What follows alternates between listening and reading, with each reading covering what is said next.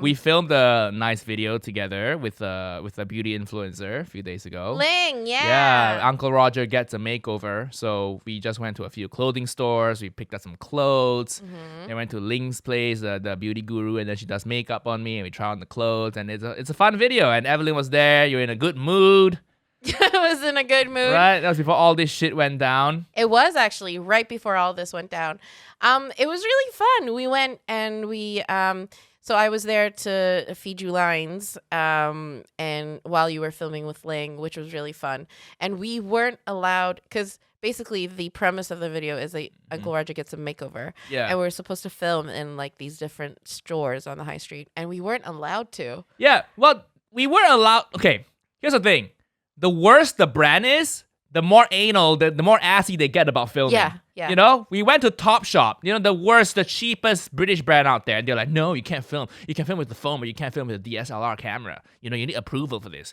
And then I went to Lacoste, high-end polo shirts, and they're like, yeah, welcome. Please film. Yeah. Please film. I'll be in it with you if you want. Yeah, please film. Yeah, the guy was like, yeah, sure, I'll be in it. And like gave us his like contact details. What's the deal with shit brands being so protective?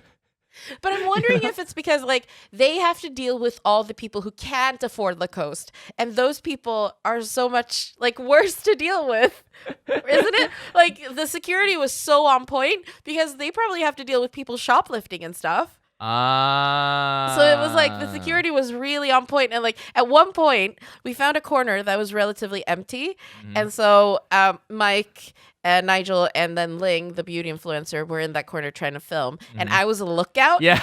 And so I was just standing there like just pretending to look at things, and then we agreed that we had a code word, and then immediately like the guard saw, like he came walking towards us, and I was like, Nigel, I'm hungry, which was like our code word.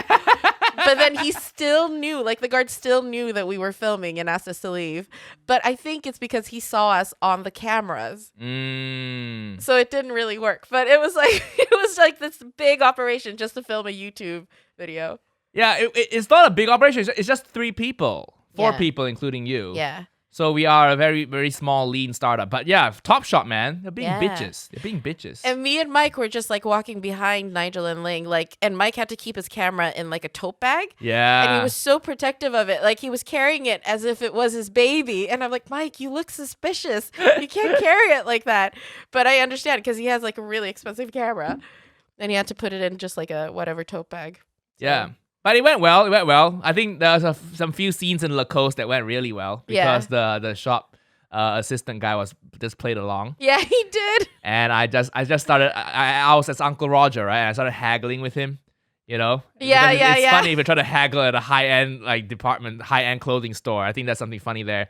And I ended up buying a polo, which I regret a little bit now. I want to return it because it's basically a nice fitting, slim fit, tight orange polo. Yeah, and I was like, why did you buy a slim fit but orange? Because it was like, so Nigel bought like a really nice Lacoste polo, which is basically what Uncle Roger could wear, but you bought it slim fit, so it looks nice. And I was like, okay, so you bought the cut that Nigel would have, but you bought the color that Uncle Roger has. And I was like, is this the first sign of them blending? Are we having like a Hyde Jekyll situation here? Yeah. And I was like, why did you buy it? I don't know. I guess one, I was guilty because I was very grateful that they let us film in there. I think you felt guilty. And then 2, I was like, I want to get the haggling scene. So, but I will return it, people. The polo is 80 pounds. It's 80 pounds. Why would you spend 80 pounds on a polo? Especially since you could go back to Malaysia and buy the exact same thing for like 5 pounds. In Malaysia, you go to the market, get the crocodile sticker, Get the crocodile. and just paste it on any polo shirt, Sew it on, That's what I'm going to do, actually. I think I'm going to do that. Are you going to go and buy? Oh, Yeah. that's what you should film with Uncle Roger in Malaysia. In Malaysia. Just get the stickers. Uncle Roger sells fake polos and fake Rolexes.